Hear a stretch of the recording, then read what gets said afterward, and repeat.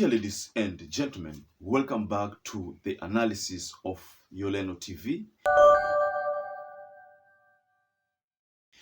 You remember during our previous videos, that time when there was vetting of the CS, whereby we talked about billionaires, yes.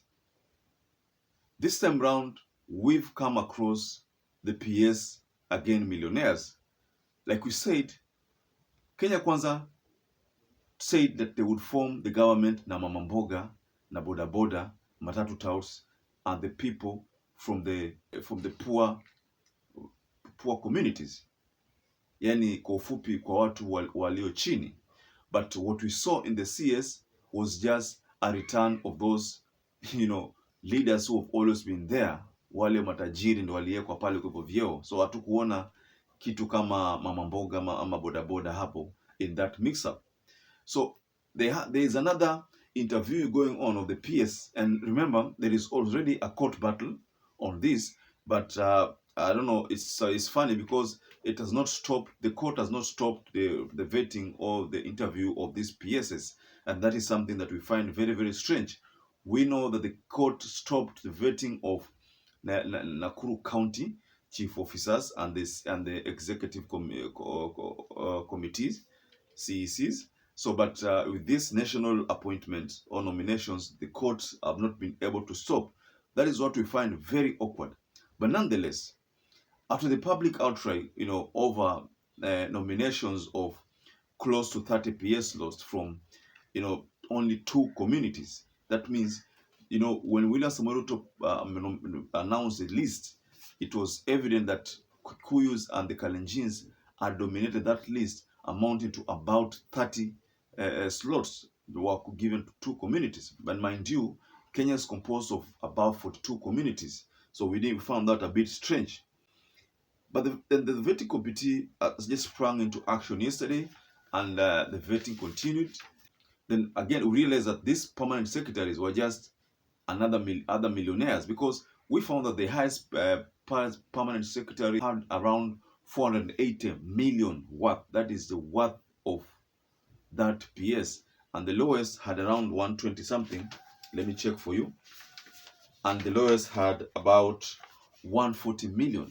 That was the lowest, the person who had the lowest wealth. So again, we realize that this is just a similar case of cabinet secretary, if not more. But just like the billionaire CS, whose total worth was amounted to around 15 billion, this PS vetted so far have started shocking Kenyans by the kind of wealth they have. And allow me to, list these permanent secretary nominees in the order of how wealthy each one of them is. Now, the first person that features in our list of the wealthy permanent secretaries is Ambassador Julius Bitok, who is 480 million worth. So the PS nominee is for citizen service PS. I mean, that position I think is a new position that was created to look at the service delivery of citizens.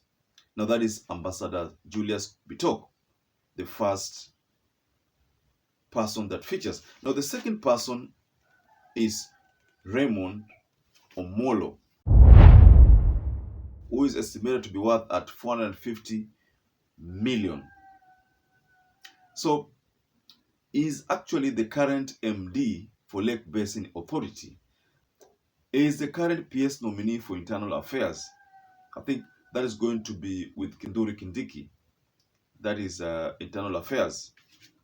Now the third wealthiest nominee, as far as that first session is concerned, is Chris Kiptoo.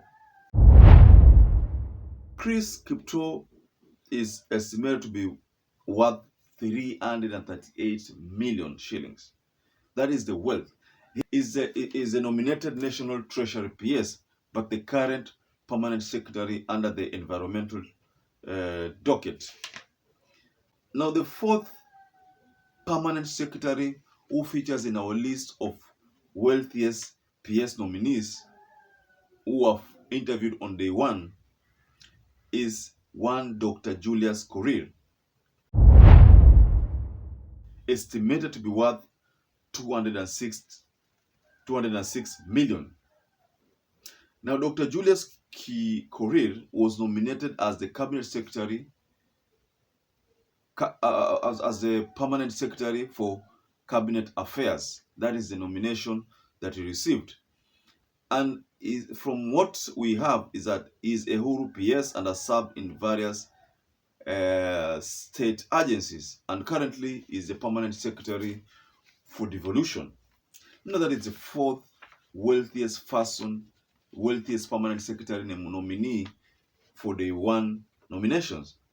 So the last person that featured in that list is James Muhati.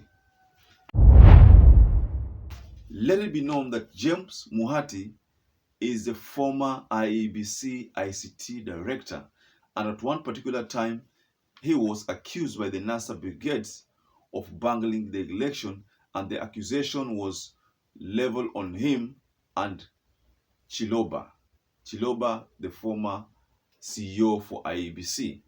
James Muhati is estimated to be worth 140 million shillings.